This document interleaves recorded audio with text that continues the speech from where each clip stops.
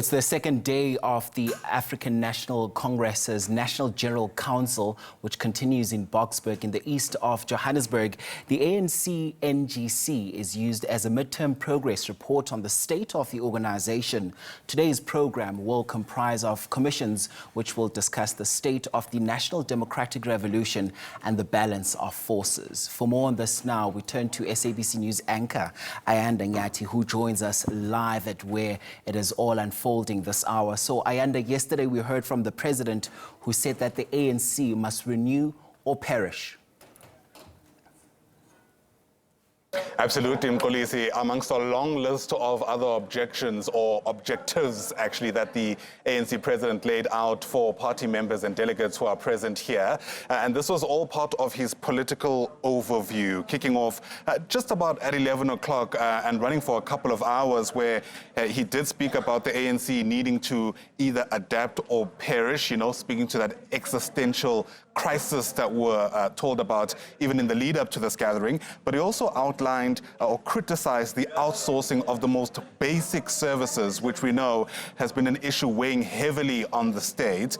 The president also speaking about tightening leadership election processes and, making this clarion call for party members not to post their lavish lifestyles. And this is important in the context of what we've heard in both the ad hoc committee that's been sitting in Parliament and, of course, the Madlanga Commission in Pretoria. Today, we get hopefully into the substance of why we're here. Delegates are going to split into those commissions where they're going to sink their teeth, we hope, into the policy of the organization with both the National Democratic Revolution and this concept of the balance of forces in sharp focus. But what does that all mean? Let's bring in political analyst Prof Lesiba Teffo, who is a friend of us, of ours, I should say, at least over the next 4 days as we make sense of what's taking place here at the Birchwood Hotel. Prof, it's lovely to see you again.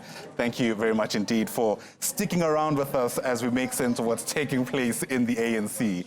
Incidentally, you and I kind of touched on this concept of the National Democratic Revolution. Yes. And I suppose the big question still is whether or not this is just nostalgic, outdated rhetoric, or if it actually still has resonance with branches and forms part of the ANC's core identity. Perhaps is part of their DNA. That it doesn't resonate with the people behoves them to pause and reflect and say, what is it about it that doesn't translate into what would make people more attractive or stay with us? Maybe they want to reconceptualize.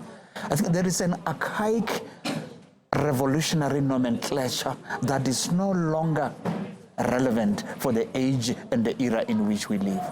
And I hope one day they can pause and admit that nomenclature must be discarded.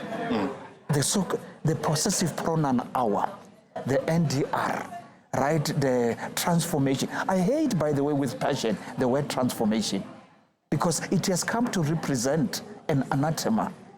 It's divisive, it's alienating. It is almost appropriated, the word transformation, for the limited few. Of course, the intentions were noble when it started. But given that along the highway, we lost the plot, let's come up with a new terminology. Let us come up with a new framework. What I'm hearing is you criticizing the name and not the idea. No, the ideals are noble. Right. Almost all the policies of the ANC, I support. Right? They started, including, by the way, affirmative action, BEE. I supported those. But we still want, at the very beginning, that the devil is in the details. If you don't manage it well, it might become your Achilles heel. The tender system. Remember, even yesterday, he said, you can't outsource everything and anything.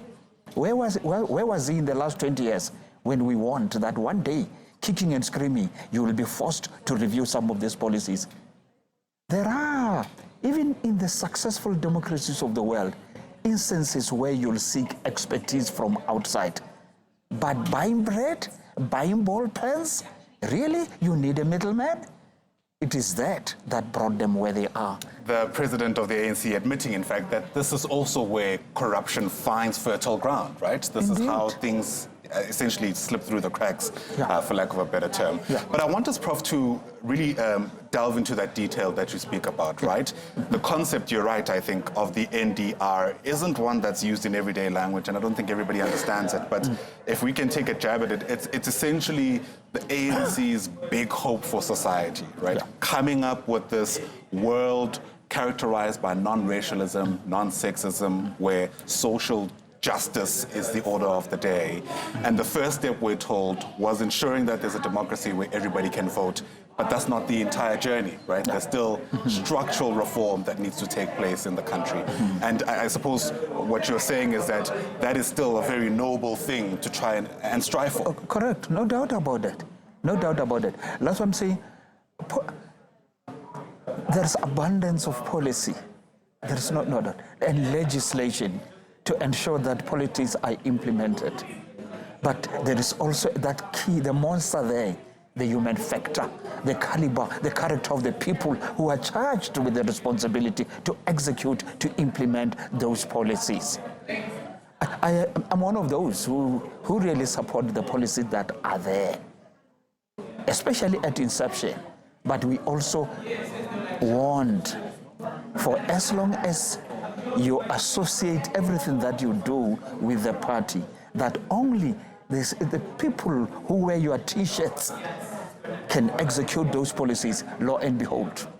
And you will be also being insulting the founding fathers and mothers who said, in whatever you do and whatever you say, be guided by the values that undergird the Constitution, reconciliation, nation building, and social cohesion. Whatever you say, whatever you do, be guided by those values. And even today, that is my appeal. We must build an inclusive society if we are indeed to achieve anything. Well, what does that look like? I can imagine a scenario where there are people who are watching and listening to us now. Yeah. Seeing these as just lofty ideas where we're building castles in the air without a real grasp of what the doing actually looks like.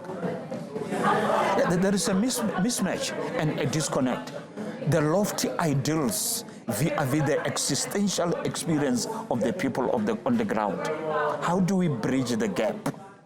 That's what I would hope they would come up with. One of the things that I hear the president already saying, when we go out of here, let us go and minimize the tendering system. And I say, maybe I'm too radical to say, get rid of it. Then let's minimize it. Let's minimize it with the intention to eliminate it. Because that is, among other things, that really have caused a lot of pain and alienated the ANC from the people. When you see businessmen without business pedigrees, when you see people without any skill or expertise, given a 1, 2, 3 kilometer tarred road, right? Fresh from the classroom, as a teacher at a college, then suddenly I'm expected to celebrate that a lady teacher has been given that to put up a tarred road. And when I say it cannot be, then they say you are anti-us. Now here you are. Here you are. Just get the right people to do the job, and we'll celebrate and we'll support you.